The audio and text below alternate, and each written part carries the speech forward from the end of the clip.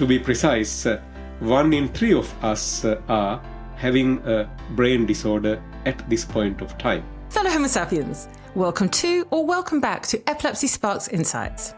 The 11th World Brain Day is on Monday the 22nd of July 2024, and as put so well by co-chair of the day, Neurologist Tissa Wijeratne, this World Brain Day is a chance for us to unite and advocate for our present and future. Which is kind of important, especially what with nearly half of us, 8 billion people, set to experience a brain disorder, whether it be epilepsy, stroke, Parkinson's disease, MS, migraine, tension-type headaches, or one or more of hundreds of other neurological disorders. Tissa shares with us what World Brain Day is all about and how and why we can and should play a part, and it's made easy and creative for us lot for how to do so no excuses for us. Also, for World Brain Day, don't forget to like, comment and subscribe to our channel so that we can get the messages about the epilepsies and other related neurological disorders out to more people around the world. My name is Tissa Torie. Thank you so much for having me on your terrific podcast. I am a fan of your podcast and you are doing such great work, and allocating time to talk about World Brain Day is absolutely fabulous. It's World Brain Day number 11 or 11th year. We come a long way. I have been part and parcel of World Brain Day from the inception to the first campaign, and I have been chairing the current campaign series since 2019. So we come a long way, but this year it is extra special due to several reasons. Let me take you back to our latest global burden disease paper that we published in Lancet just a few weeks back. We told the world as GBD collaborators that close to 4 billion people suffer from a brain disorder such as epilepsy, stroke, Parkinson's disease, multiple sclerosis, migraine, tension-type headaches, about 400 plus neurological disorders. So that's almost like 1/2 of the world. To be precise, 1 in 3 of us are having a brain disorder at this point of time. This is when majority of brain disorders can be prevented. Say for an example, the leading neurological disorder that contributes to the human disability, number 1, is stroke. At this point of time, there are over 100 million fellow human beings live with the impact or disability of stroke. Did you know that 84% of these strokes could have been prevented completely by healthy living, such as eating healthy, sleeping healthy, not smoking, managing stress better, and exercising, managing body weight, abdominal circumference, blood pressure, sugar, cholesterol, and being nice to each other, etc., etc. Yet, we have not been able to communicate this message at the grassroots level across the lifespan. So that's one reason. So brain disorders are common and they cause havoc in the world, which no political leader is keen to fight on, unfortunately. So that's one problem. The second thing is the World Health Organization Intersectoral Global Action Plan. We talked about it last year also. This is a document that all health ministers in the world sign up for to promote prevention of brain disorders and access to care and access to treatment and treatment programs, and basically preserving humanity by promoting brain health globally by combining all sectors over the next 10 years. So we have already completed 2 years. And they just released the much awaited WHO IGAP toolbox or toolkit, which is available in WHO website, and all neurological organizations, including World Federation Neurology and the Bureau of Epilepsy and International League Against Epilepsy, Movement Disorder Society, International Headache Society, Asian Regional Headache Consortium. All of us would promote this toolbox to be a household document so that fellow humans can prevent brain disorders and protect brain health across the lifespan at grassroots level. So it is with this atmosphere we are bringing 2024 World Brain Day campaign on brain health and prevention. I believe we have done the groundwork to make brain health a household name. That is one of the contributions that we can be immensely proud of if we were to die tonight. That we basically introduce brain health as a household name to most people, and I believe over 1 or 2 billion people already aware of human brain and brain health. Now the important task for all of us to do is how we can drive the brain health and prevention message. Now, this is hard. Those parents who have teenage children would know that it is very difficult for them to get their children to eat fruits and vegetables and sleep on time and practice all these preventative measures. But imagine if we have school programs where their own peers running preventative brain health campaigns, they play brain health prevention games, they talk about prevention of head injuries and prevention of epilepsy, they talk about the psychological trauma of bullying and psychological abuse and the immense benefit of being nice to each other, how it extracts good human qualities from each other, etc. We can build a much better world. You can go even further. Imagine that our city council and shires in each city, not only they drop garbage bins and other things to us, they drop us a little flyer on preventative brain health messages. These are the 5 behaviors that you need to do. Eat well, sleep well, exercise, don't smoke, be nice to each other, manage stress better, and then just look after your numbers, blood pressure, sugar, cholesterol, abdominal circumference, blood pressure, etc. Then more people would listen to this and more people would take part on it, and world would be a much better place with much less than 4 billion people having a brain disorder. So we really need to up the ante on this World Brain Day campaign.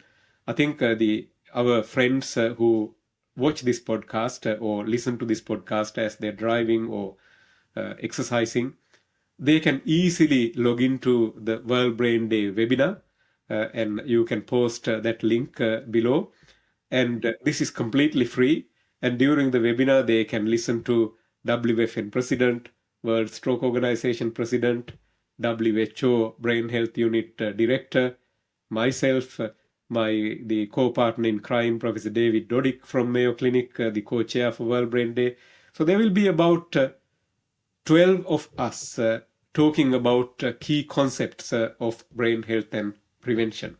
And also on the same website, they can download our toolbox. They are not copyrighted. You can use them for the brain health and prevention message spread. You can download Instagram posts, anything that you like. I think we covered the entire social media spectrum, and feel free to share them. You can translate them to any language that you wish also. So we don't have financial capacity to do that. But if you do the graphics, if you do the translation, we're happy to help you with the graphics section easily. So spread the message. I think the brain health at crossroad, humanity is at crossroad.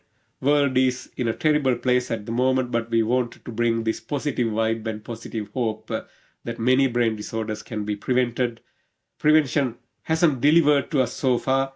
That is because we haven't done a reverse engineered grassroots level campaign that we are running at this point of time. And all the ducks are aligned now, given that WHO has just released the much awaited Intersectoral Global Action Plan Toolbox. With that, in cooperation and support from all federal health ministers of WHO membership, we are united. This is probably the only united thing that the world can see without having any controversy, because it is such an important thing that the brain health is at crossroads, and we must act on prevention. We must act on prevention across lifespan, from pre-pregnancy, early childhood, school days, university days.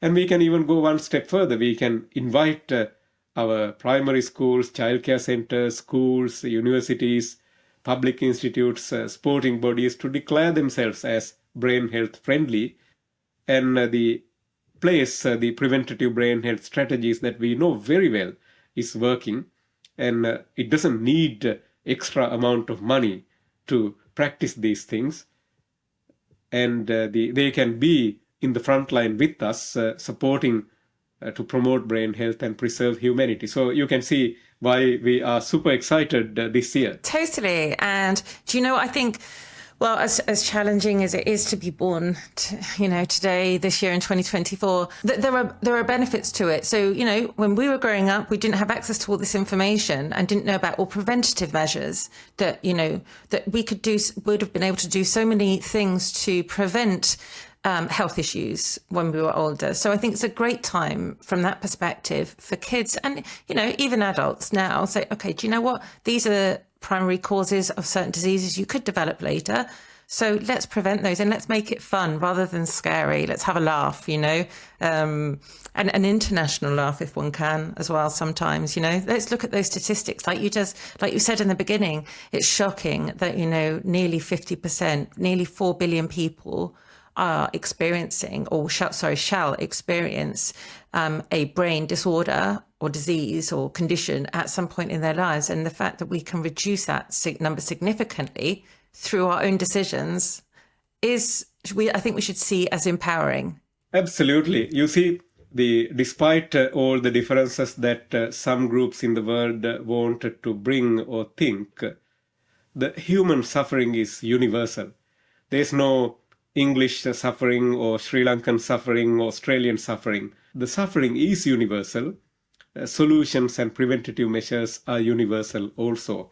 We may have a different way of approaching preventative measures in different parts of the world, or different way of doing our physical exercise and relaxation techniques in different parts of the world. But overall basic principles of alleviating suffering and preventing brain disorders and promoting brain health is quite universal. So it is no surprise that after a lot of work, after sort of 10 years of World Brain Day campaigns during the 11th year, we can see that all sectors are aligning together with an official document of Intersectoral Global Action Plan that each of the nation's health ministers have put their signatures for. We must be able to get this job done in a universal way without having any argy-bargy or difference.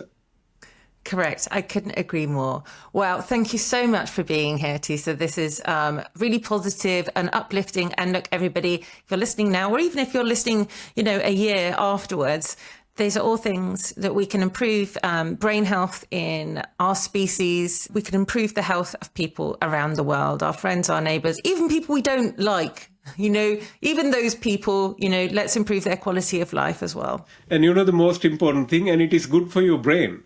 I read a recent report that even if you say hi to your postman just for a fraction of a second, you live 1.5 years extra with that social connection. So every time when you tweet or post to promoting brain health and supporting the campaign, good brain networks grow in your brain. So it will help you at no cost by joining our campaign. So I look forward to seeing many of you for the World Brain Day webinar on 22nd of July and beyond too. Thank you so much to Tissa for being with us again for World Brain Day, providing inspiration, encouragement, motivation, positivity, all of which we need to improve and or maintain the health of human brains today, tomorrow, and in the future. Below this recording are links to the World Brain Day website, the webinar to sign up for, the content toolkit for the day, the World Health Organization Intersectoral Global Action Plan mentioned, and of course the website torierobinson.com, where you can learn more about Tissa, plus access the podcast, the video and transcription of this recording all in one place.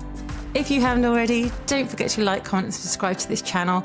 Share this episode with your friends, colleagues, family members, and see you next time.